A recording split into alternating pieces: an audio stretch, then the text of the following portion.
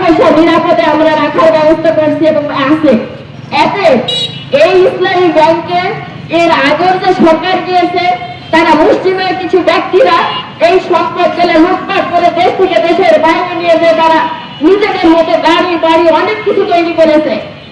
আমরা দ্বিধাহীন ভাবে বলতে পারি, বর্তমান যে সরকার এসেছে সেই সরকার পরিকল্পিত ভাবে এই জিনিসগুলোকে ইসলামী ব্যাংককে আরো ধ্বংস করার জন্য তারা উঠে পড়ে লেগেছে।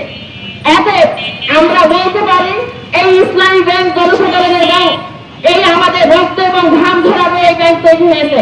এতে কোন মুসলিমের ব্যক্তির হাতে এই ইসলামী ব্যাংক যেতে পারে না। এতে আপনাদের কাছে সবারই কাছে আহ্বান, আমরা এই ইসলামী ব্যাংকে কোন মুসলিমের দুর্নীতিবাজদের হাতে তুলে দিতে রাজি না।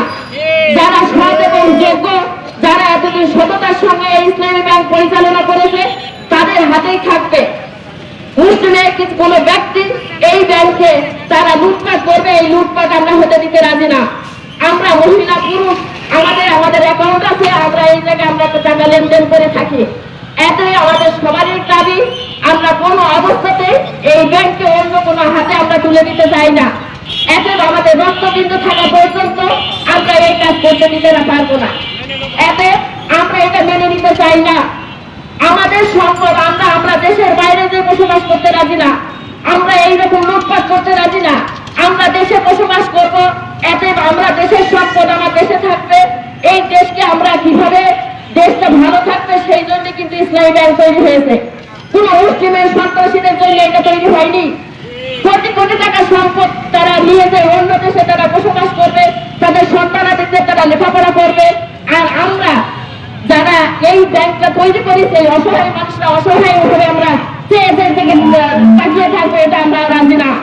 এতে আমাদের গায়ে রক্তবিন্দু থাকা সত্ত্বেও আমরা কোনোদিন এইটা মেনে নিতে যাবো না।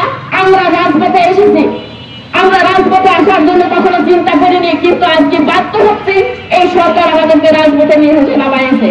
এতে আমরা রাজপথে সোচ্চার হয়ে থাকবো। এতে আসল যারা এখনো এই দিতে আছে, আমরা ঐক্যবদ্ধভাবে আমরা এই আন্দোলনটা চালিয়ে যাবো ইনশাআল্লাহ। কোন অবস্থায় আমরা বিশ্বাস হবে না।